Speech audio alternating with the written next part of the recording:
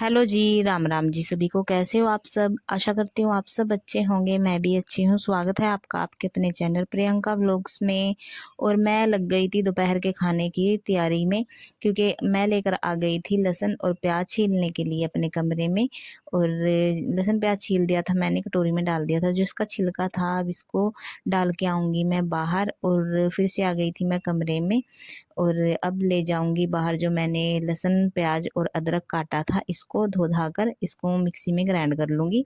और अब जो है बच्चे मेरे आज आएंगे 3 बजे स्कूल से। और मैंने सोचा कि चलो कड़ी भी हमारी 1 बजे तक बन जाएगी, क्योंकि दोपहर का टाइम हो रहा है, 11 बज गए हैं। और यहाँ पर मैंने बेसन छान लिया था और मैं अब जो है मैंने घोल तैयार कर लिया था कड़ी का। और देखिए आप यहाँ पर, और फुल्कियों का था जो थोड़ा सा बेसन मैंने उसी में भिजा दिया था छने हुए में। और मैंने फुल्कियों का बैटर भी तैयार कर दिया है।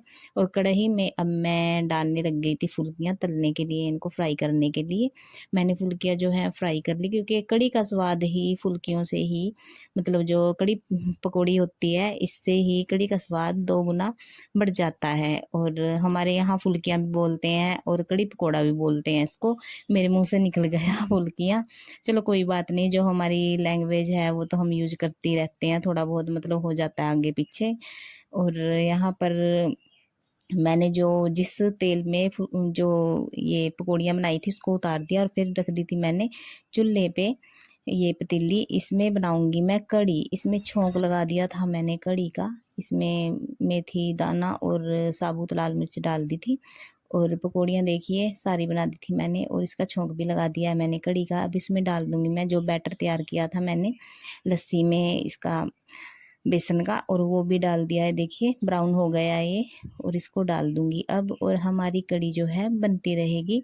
और फुल्कियों को मैं भिगो के रख देती हूँ जब बनाती हूँ उनको, 1 डेढ़ घंटा भिगोई रहती हैं पानी में।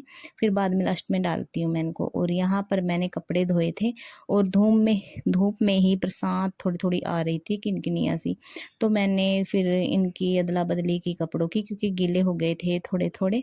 और फिर उसके बाद जो है फिर आ गई थी मैं अंदर कमरों में, क्योंकि काम था, जो खाना था वो मैंने गैस चूल्हे पे रख रखा था बनाने के लिए। यहाँ कड़ी में भी उबाल आने लग रहा था, तो इसके पास मैं बैठी, वरना फिर ये बाहर निकल जाती है। थोड़ा बैठना होता है, जैसे खीर के पास बैठते हैं हम, खीर जैसे उबल के बाहर निकल जाती है। तो इसकी भी ऐसे ही हमें, मतलब इसके पास भी ऐसे ही बैठना पड़ता है कि कभी उबल ना जाए। और जब ये उबल गई थी फिर मैंने इसको ढक दिया, बनती रहेगी। चावल भी बना दिए थे मैंने यहाँ पर।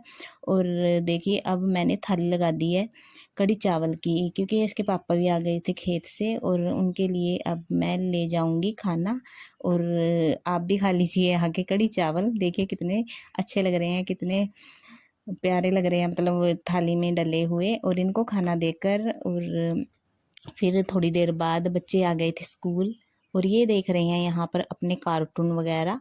और खाना मैं इनको खिला रही हूँ, पर ध्यान इनका जो है एलईडी की तरफ था। और इसको लग गई थी गुड़िया को मिर्ची, इसलिए मैंने इसको पानी डाल के दे दिया, क्योंकि बच्चे खाना कम खाते हैं अगर मिर्चें हो जाएं सब्जी में, तो पानी ज़्यादा पीते हैं। और यहाँ देखिए ये जैसे बेटा कैसे मस्तियाँ कर रहा है, ये जो है पढ़ के खाना खा रहा है बेड पे बैठ के नहीं। फिर मैंने इसको बिठाया कि अच्छे से बैठ फिर खाना खा। और गुड़िया मेरी देखिए खाना बेचारी खा रही है, और एलईडी में अपने कार्टून देख रहे हैं दोनों, बेटा और बेटी मेरे। देखिए बच्चों का यही है कि अपनी मस्ती भी ज़रूरी है इनकी, करते रहते हैं, खाना खाते रहते हैं, टीवी देखते रहते हैं। फिर ये ना मेरा 1 डेढ़ घंटा ख़राब कर देते हैं ऐसे ही आके ना, कभी पानी कभी खाना, बस खाते तो नहीं है, थोड़ा बहुत ही खाते हैं।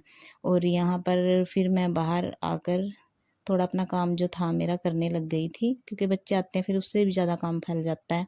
और यहाँ इनकी जो यूनिफॉर्म है मैंने धो दी थी मशीन में।